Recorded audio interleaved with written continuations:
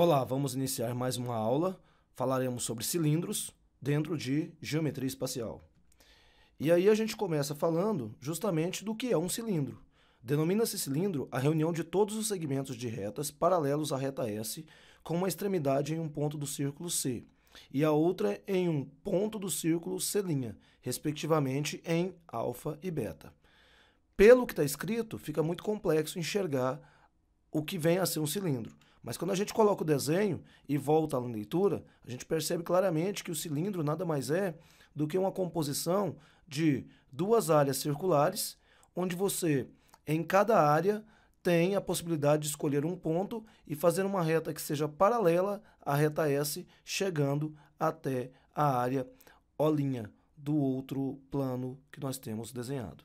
Então, temos aí dois planos, um alfa e um beta, e cada um desses planos contém uma área circular O e O'. Então, cada ponto que eu colocar em O, eu vou traçar uma reta paralela a S e eu vou fazer chegar na área O' do plano beta. Bom, o que nós temos então presente de elementos? Os planos paralelos alfa e beta, um círculo C contido em alfa e um círculo C' contido em beta.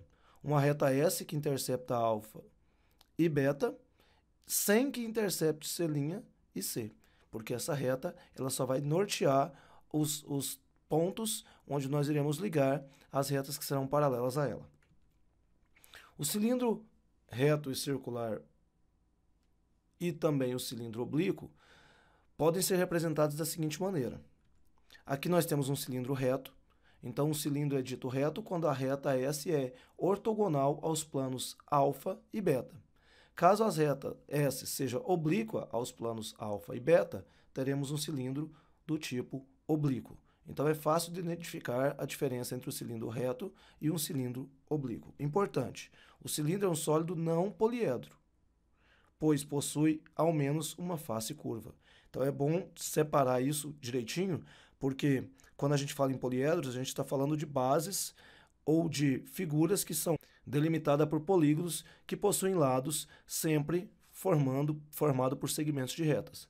Então é importante definir aqui que o cilindro é um sólido não poliedro. Elementos de um cilindro. Em um cilindro é conveniente destacar os seguintes elementos. Nós temos então, vamos colocar aqui os dois cilindros, tanto o reto quanto o oblíquo, e vamos definir quem são os elementos. Nós temos o eixo. Quem seria o eixo? O eixo nada mais é do que a reta que contém os centros dos círculos. Então, reta que contém os centros dos círculos. Temos também as bases, e aí as bases são sempre círculos de raio R, então círculos de raio R. Temos também a altura, que é a distância determinada entre os planos que são paralelos. Então, distância entre os círculos também, a gente pode dizer isso, porque os círculos estão contidos nos planos que nós estamos determinando e são paralelos. E nós temos as geratrizes. Quem são as geratrizes? Nada mais são do que os segmentos paralelos ao eixo e cujas extremidades são pontos contidos na circunferência da base. Então, todos os pontos que nós ligarmos que seja paralelo ao eixo e que estão contidos na circunferência que está delimitando o nosso círculo, eles são ditos geratrizes. O cilindro circular reto se diz reto a partir de uma revolução. Então, o que a gente pode dizer? Quando suas geratrizes são ortogonais ao plano que contém as bases do cilindro.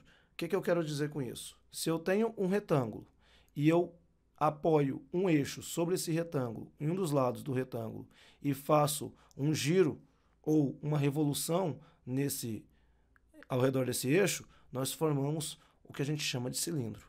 Em um cilindro circular reto, a geratriz tem a mesma medida da altura. Então, se a gente for observar, em um cilindro circular reto ou de revolução, a geratriz tem a mesma medida da altura. Então, aqui, geratriz igual à altura.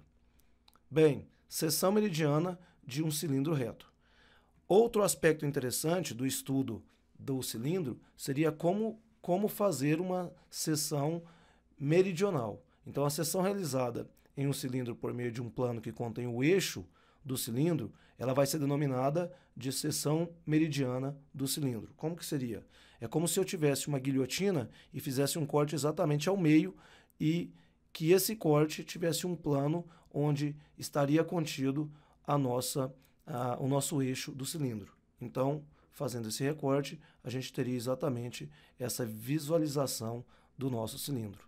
Bem, ao olhar para essa visualização, nós temos que a seção meridiana do cilindro é um retângulo de dimensões R mais R, ou seja, 2 R's, e de base H, ou seja, aqui nós teríamos a altura H, enquanto a base seria 2 R's. Além disso, quando 2 R's for igual a H, temos uma seção meridiana sendo um quadrado.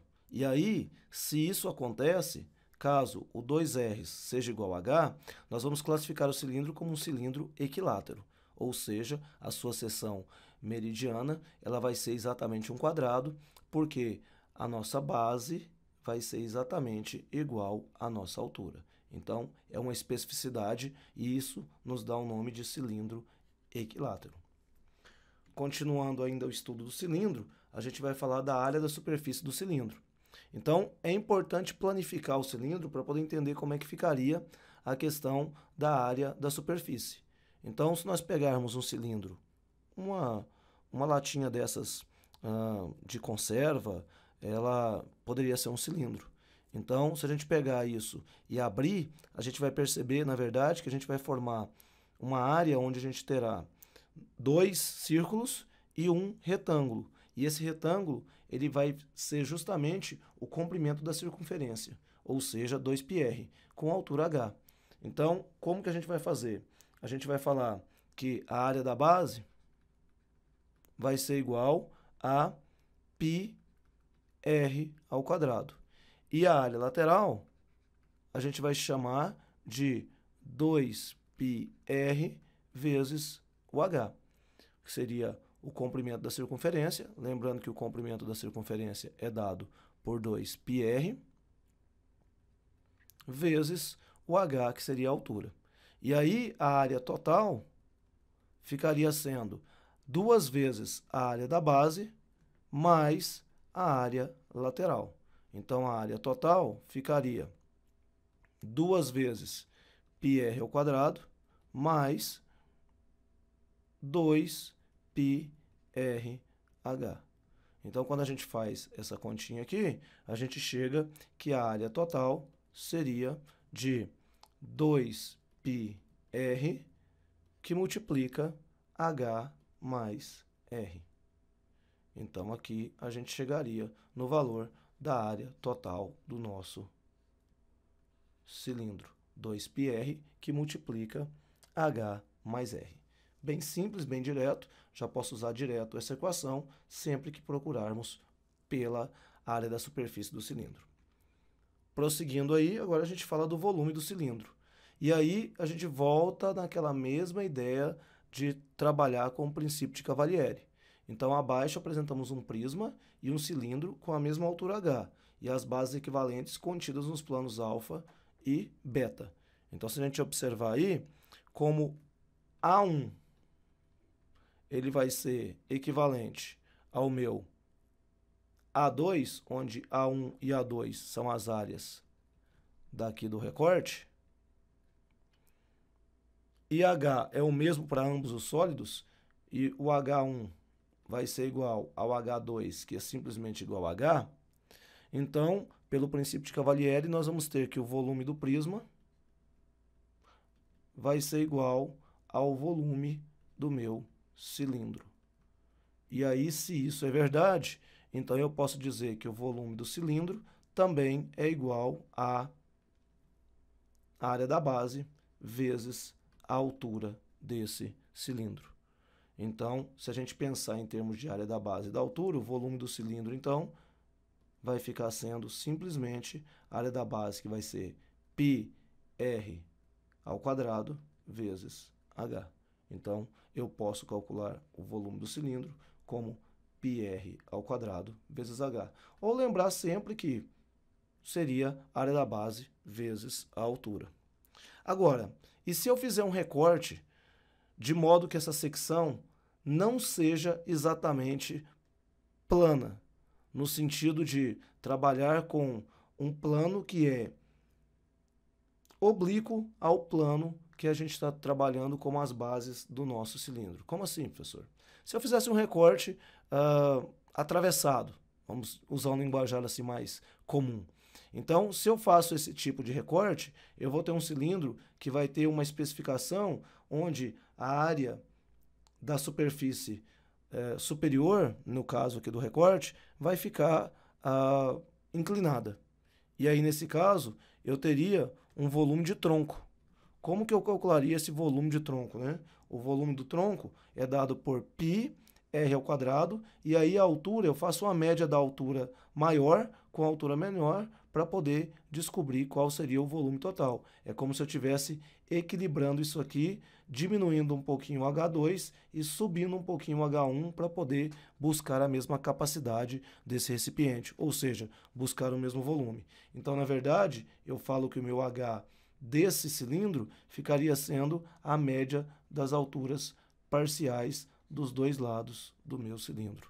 Então é por isso que o volume aqui fica πr ao quadrado vezes essa média do H, que seria H1 mais H2, dividido por 2. No mais, pessoal, é isso. Vou desejar a vocês bons estudos, que vocês procurem aí fazer os exercícios relacionados a todos os sólidos que a gente já falou até agora e que tenha sucesso aí nessa nossa caminhada rumo à aprovação.